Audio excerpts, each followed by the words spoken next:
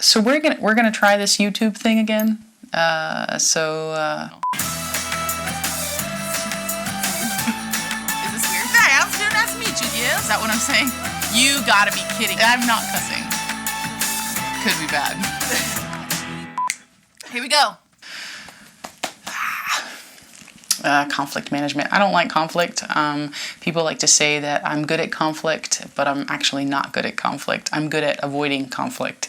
I don't like conflict. I don't like arguing with people. I don't like being in conflict with people. I think it's anti-kingdom, anti-Jesus. Even though Jesus may have seemed like he was picking fights with people, he wasn't. He was pushing people to do more and to be more and to see past their own perspective. And I think that that's what conflict management actually does, is it pushes people past what they see and pushes them to see what God should see. So as we're in this holiday season, I'm making this a couple days before Thanksgiving. Thanksgiving's kind of like that holiday where you always have that awkward individual come into your family and bring a lot of drama, or you decide that since you haven't seen your family in 6 years or 6 months, that this is the time to really start having conversations that maybe you shouldn't have had before. And I think that during the holiday season, a lot of people lose their discretion, which is knowing what they should be doing, and losing their discernment, which is knowing what God is doing, and because they think it's a free-for-all. And anyways, my holiday seasons have always been a little drama. Last holiday season, my grandfather passed away, and so it was a really crazy holiday season for me. And so as I processed this holiday season, I thought, man, this might be the good time to make the conflict management video. Anyways, so I posted a bunch of stuff about it on the Instagram. You may have seen it, or Facebook. And so I'm just going to go through the top, I think it was 7 things about conflict management. I don't know. Let's do this. Let's go. Okay, so number 1. These are the things that I feel like you should know about conflict. I just kicked my chair. These are the things that I think you should know about conflict management, about yourself, about other people, as conflict is stupid. And it's not kingdom. Like, it's okay to how do I say that? It's not that it's not kingdom.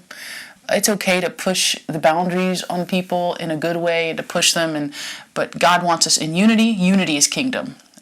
And division is not. And so what happens is, if you don't do conflict in a healthy way, it causes division. But if you do conflict in a healthy way, it actually brings people together. It brings a lot of restoration and comfort to other people. So let's do this joker. Okay, so the first thing you need to know about conflict management is that you need to know how you operate. See, the thing about conflict management is most of the time you're going to be in conflict with yourself. Most of us have had arguments in the shower with yourself and other people that they've never heard. And you've won those arguments, but the truth is you're the only one having the argument. So the first thing you need to know is that you really need to know yourself. I wrote this down. I said that being self-aware and understanding who you are in Jesus will help you see and bring kingdom solutions when others can't.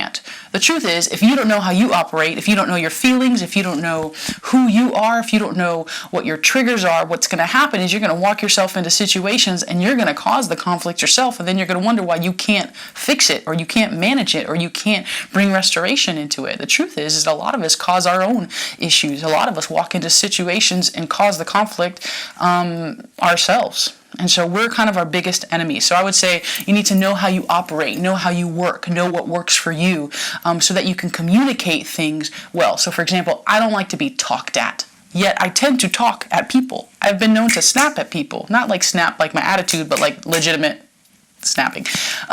And so because I'm so intense, and I talk with my hands, and so I've had to learn how to kind of soften that a bit. So I know that I don't like to be talked at, so what I do is I don't talk at people, because I tend that people will do that once I talk at them. So I worry about my tone, and I consider how I'm standing and how I'm talking and my body language is. I think because I know more about myself, I'm able to see people differently and see how they operate. And the truth is if you love people, you'll operate in such so that you won't cause conflict. If anything, you'll be a person that walks into a room and brings unity because you love people just that much. So yeah, know how you operate, because when you know how you operate, you'll actually love people enough to operate in a way that responds in love. Okay, here's another one. Respond slowly. Don't be so quick to respond. Be quick to love. I wrote this down. Conflict management doesn't look like winning an argument. Conflict management looks like stewarding the conflict with love, with peace, and understanding. So take a breath. Go away and pray. Don't spot off on a text or an email. Most of the things you should say are slow, dude. Don't ever respond upset. That's just, you're going to regret it. You're going to regret every bit of it. So anytime you're in a conflict, also, let's not text things if you're in conflict. Don't email, don't have a face-to-face conversation, because I find that when you're having a face-to-face conversation, you're not as quick to come back with a Facebook comment than if you would if they were standing right in front of you. So be slow to speak. Pray about things before you actually say them. I think the most important thing in conflict management is loving people enough to take a minute, to take a step back and say, I love you too much to even respond right now. So what does that look like practically? Sometimes I'll be in a situation that I feel is really tense, and I'll say, hey, can we take some time offline to touch base about this? Or if it's a family member or somebody really close to me, I'll just be honest with them and say, hey, I love you. I'm having a real hard time with this conversation. I need some time to process. And you know what? It's a boundary for me, and that's okay. And people that love you will respect that boundary and say, fine, take your time and we'll talk about it another time. The worst thing about it is to talk about something when you're heated. It helps no one. So respond slowly. Okay. Number 3, love enough to listen. Stop talking. Stop talking. Don't miss what God is doing. In every conflict, there's a good opportunity for growth, and many times the growth will be for you. Iron sharpens iron. The best in conflict. I think when people think about iron sharpening iron, they're like, oh, this is great, it's making me a better person. But really, iron really sharpens your character. It sharpens who you are. And so when you love enough to listen, you allow people to sharpen you. Not every conflict is really so that you can be right. Most conflicts in our life are for us to be grown. God's growing us. And so mature people can see that. Immature people get frustrated and blame people, when really conflict's not about people. Conflict's about what's going on in the kingdom. And Chari, what does that mean? That means that haters aren't a thing. People being broken are a thing. And so when you focus on that and focus on kingdom things, what you find is that conflict kind of dissipates because you've brought love into the situation, and you love enough just to keep your mouth shut. Just listen. I wrote this down. I said, read the room, read the moment. People matter to God. Read the room, dude. Don't have conversations out loud in front of people, or especially if you're leading people or you're a boss of people. Don't ever belittle people in front of other people or correct people in front. Pull them in. Whether it's my husband or whether it's the people I lead or whether it's a family member, be careful where you have conversations. Love them enough to just pull them aside and to listen. You can't respond with love if you don't listen with grace. So you just got to take a step back and listen. So the other one was be slow to speak, but be fast to listen. Because most of the time we're going to find that when you're speaking into things, most of those things are for you. So don't miss out on something that God's trying to build out in you and sharpen in you just because you don't know how to listen. So there's that. 4, let go if needed. That one's a good one. I wrote this down. Conflict in the kingdom sometimes looks like walking away and letting go. People will come and go, and how you steward them will be all that matters in the end. So let love be the last words you say. It's okay if friendships end, seasons end, jobs end. I think your strength is not determined by how tightly you hold on to things, but by how gently you let them go. Some of the greatest loves of my life I've had to let go, whether it was in life or friendship or relationship. And I have found myself stronger on the other side than holding on. And I'm all about restoration. On a personal level, I really love to see things restored. I'm a pursuer of a friend. I love to pursue people, but I have found that in seasons where things are closing down and I'm wishing for fall not to end, I'm holding on to fall and summer's arrived, and nobody wants that. That's weird. And so if you're finding yourself in a situation where the conflict cannot be fixed, it cannot be managed, it cannot be restored in this season, let it go, man. And just let your last words that you say, let them be like, God, they really loved me. They really spoke love. And whether they can hear it now or hear it then, don't do it in sarcasm. Sometimes you just don't even need to respond. You just need to walk away. And I think the mature thing it's okay to walk away, man. It's okay. Sometimes you just got to put up boundaries and be healthy and love people through it. I hate losing friendships, but there are friends that have lasted 20 years and friends that have lasted 5. And it's not a bad thing, the walking away. It's a God thing. So, yeah. Okay. The next one is, I'm on number 5. Here we go. Ready? Relational equity is a must-have. What the heck does that mean? Relational equity is trust that you build with people so that you actually have the right to speak into them. See, your title doesn't give you the right to speak into people's lives. Love has the right. So if you love people, you'll be able to speak into their lives. So you want to have some conflict management. My nose itches. Okay. So you want to manage a conflict, you want to restore a conflict, you want to fix it. I would say get some relational equity. So I wrote this down with relational equity. Work on learning people, learning how they work, learning how they feel. So if you do have conflict and it arises, you will have earned the trust needed to help them grow through it. So you can't correct somebody.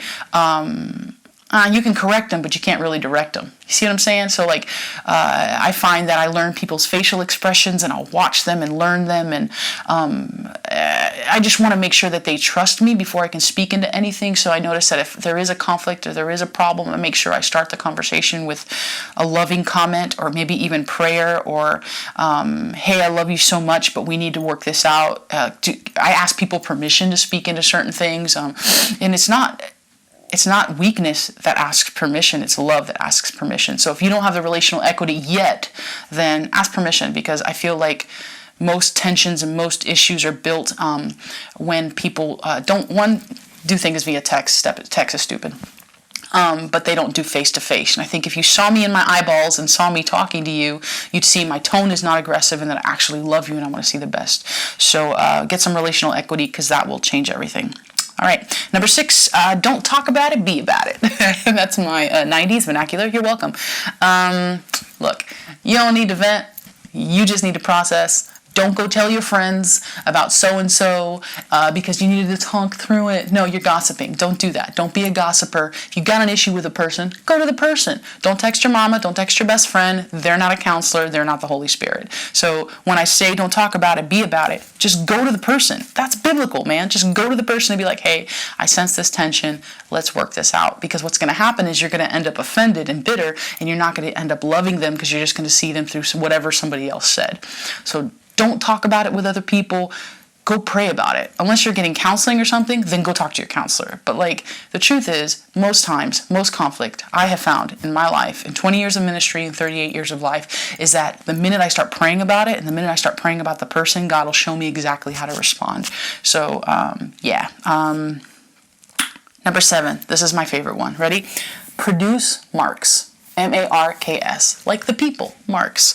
I love the story in the Bible about Barnabas and Paul. And so Barnabas was an encourager. That's what his name meant. And when Paul came into the fold, he was that guy that had murdered a bunch of Christians. And everyone's like, yeah, no, I don't really trust this guy. Barnabas is the one that kind of brought him in. So he believed the best in Paul. He believed the best in people. He was one of those type of mentors that believe the best. And so they're ministering. They're killing it. They're doing all this stuff. It gets to the point where they have a big old argument because Barnabas wants to take Mark on a journey. And Paul's like, dude's not trustworthy. Let's take Silas. And so it's such an argument between them, it caused conflict that they actually split. Well, later on in the story, Paul finds himself in prison, and Mark actually comes to him and he writes a letter and he says, Mark's been here with me the whole time. He's produced a lot of comfort for me. And so I think that when you have conflict with people and you have to let go with people, maturity still produces comfort in the conflict. And so my hope is that when you're in conflict with people, that what they experience is like comfort. I thought that was so cool that later on in life that Barnabas, he didn't get mad at Paul because Paul didn't see in Mark what he saw. No, Barnabas knew that he was the one that was supposed to mentor him and love him and get him to a place of moving forward. So most conflict can be resolved quickly with face-to-face moments where you can hear each other's voices and see each other's facial expressions. So just have conversations in real life and produce comfort. Produce comfort in conflict. Don't be people that produce trying to be right or trying to be like, I got you. Like, no, but that's not a kingdom. You don't want to win in conflict. You want to surrender in conflict. And so that's how you manage conflict. And when I'll finish with this, when all else fails, till the ground with love. Love covers a multitude, man. Love is what causes you to listen. Love is what causes you to speak slowly. Love is what builds relational equity. Love is what brings comfort in conflict when really you want to be right. Don't fight so much to be right. Fight to be faithful. And in this holiday season where everyone is, where it's hard, man. Holidays are hard for a lot of people. Most people feel alone and broken. Don't bring conflict to your situation. Bring love. Bring comfort. And yeah. Okay, so I'll see you guys on the next one.